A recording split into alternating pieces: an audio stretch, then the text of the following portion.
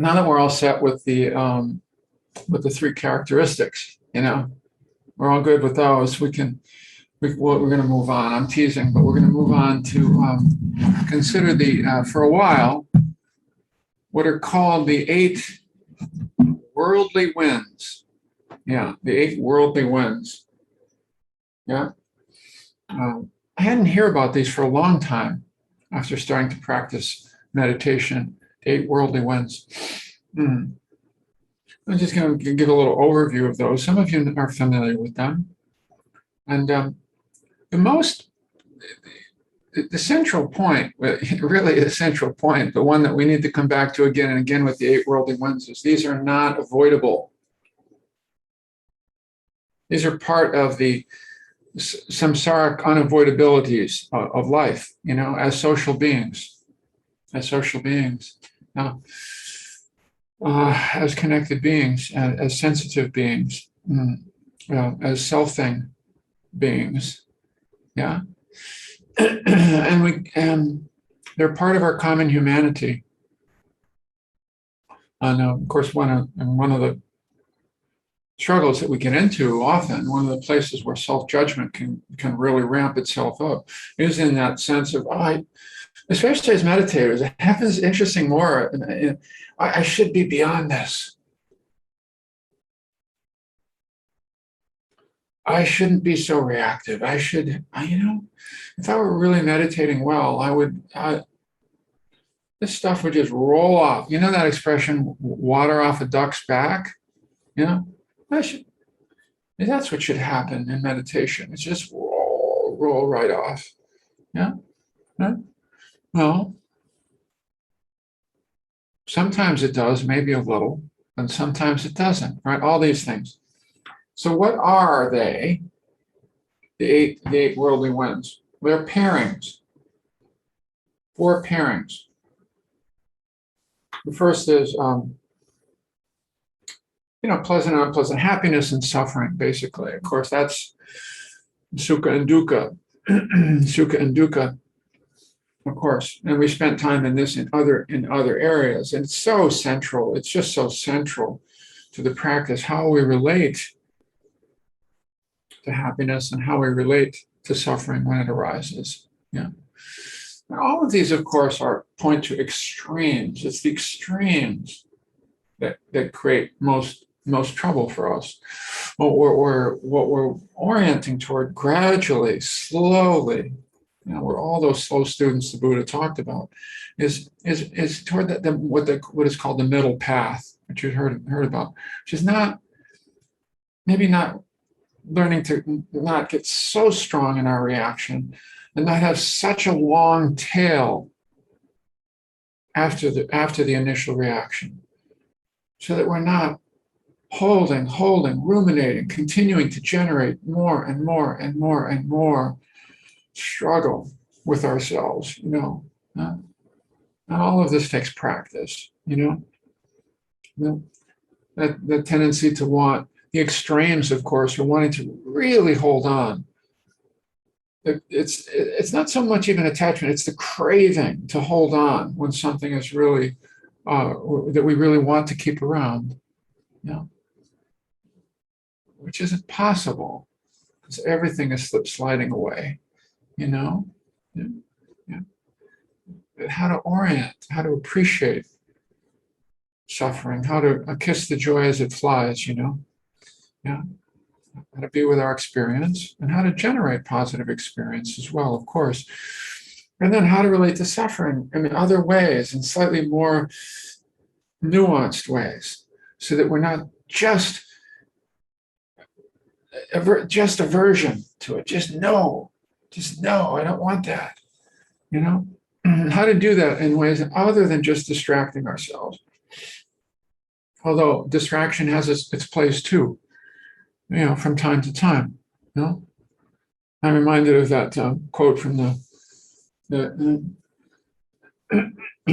the Cookie Monster in Sesame Street, who says, "Today, me will be present, unless it's unpleasant, in which case me will have a cookie." Yeah, We all know that space. Oh yeah, it's a little easier to be present when it's pleasant. When it's not, oh, let's just go. Let's just fly away from that. Well, maybe sometimes we need to do that. But how do we learn to be a little bit more nuanced with our relationship to suffering? Because it's not going to go away. It's not going to stay away. It's a constant visitor, a frequent visitor. How do we make a more nuanced relationship with all of that?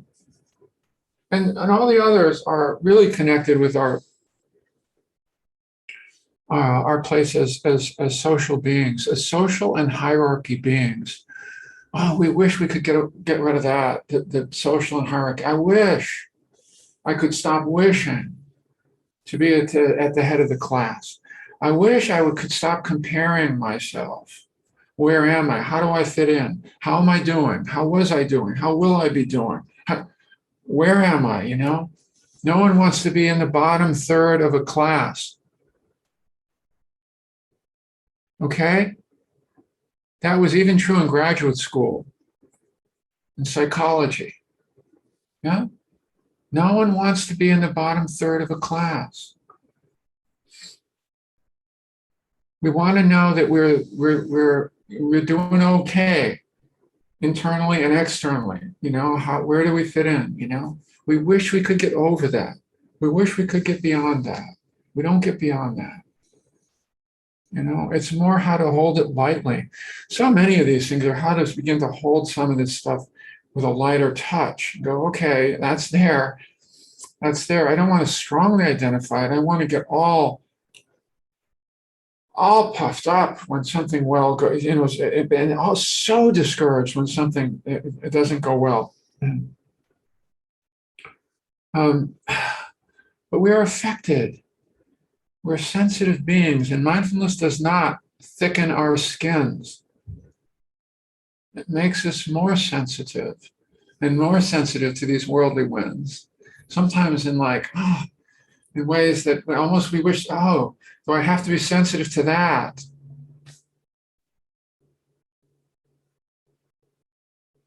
It's sensitive to some of the core places in us that are just part of what it means to be a social animal, a social being, Yeah. We want to know how we fit in. Yeah. We don't get beyond that. Yeah.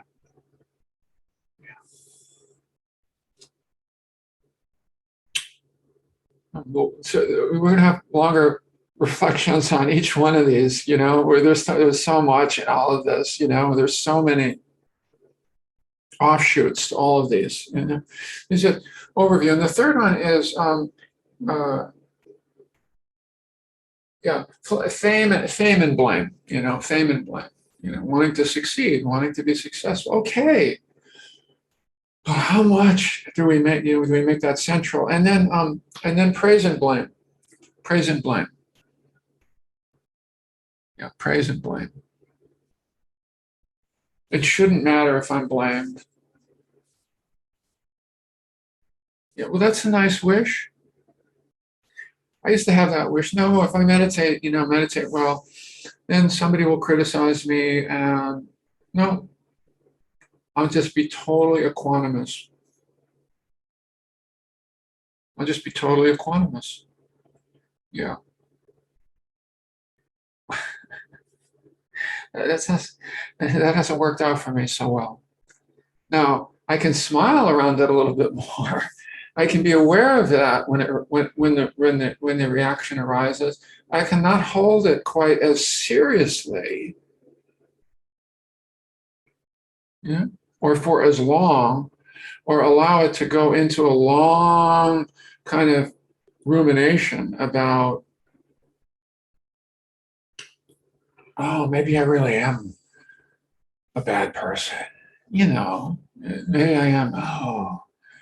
Oh, okay. Maybe some reflection, a little bit of reflection, but the ways we can get pulled down so far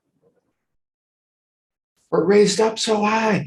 I love this quote, and it's from a pretty well-known Tibetan teacher. Well, not that well known. Tagme Zangpo, a couple centuries ago.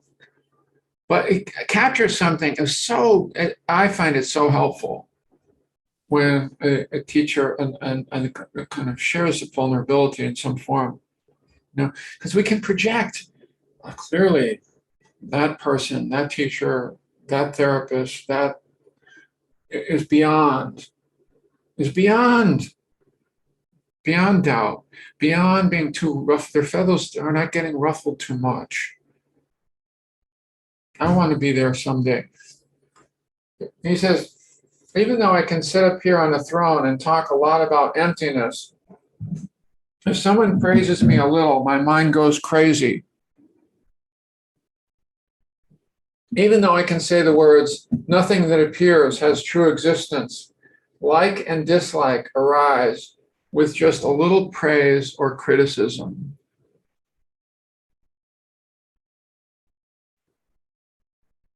That's somebody who's done a lot of meditation practice there. No? Yeah. Now, we can imagine into that, well, maybe he doesn't really mean that. I used to do that all the time, right? No, he doesn't really mean that. That's a teaching example. No, I think he means it. It's just that, and possibly, hopefully, we can hope this, it's not quite as much of a tale. It's not quite as much of a shaking up of the whole system, or for not quite as long, But again, it's the direction of this. It's the direction without holding up to ourselves this idea or this ideal that I will totally be beyond this. This is about really coming to terms with more of our humanity and with some of these core, impulses, reactions, the part of us that does not get away from this social and hierarchy. And how are we doing? How do other people think we're doing, and so forth? It is about learning to take a little bit more lightly. But as we'll say again and again, but not totally transcending. Let's get over that. Because that just reminds us of how far away we are from whatever ideal we're setting up for ourselves. Yeah? Yeah? Okay. And the last one is gain and loss. No? Okay, now you can see all these are connected, gain and loss. We like gain and we don't like loss, of course, in any form. Yeah? And we've all experienced all of these, right? All of these 8 worldly winds in different ways. And we've gotten hooked by them, and we still get hooked by them. Yeah. Of course we do. And part of it is owning. We get hooked by them. And then looking more carefully at how do I get hooked? How do I open to this and learn how to soften, accept, not get too hooked for too long? How can I begin to address this, to turn toward these 8 worldly winds in a different way, and see what's what, and see what I can do, and see what I can shift. So, more on all of these. Yeah? Yeah, this is what we'll be spending some time on over these days and weeks.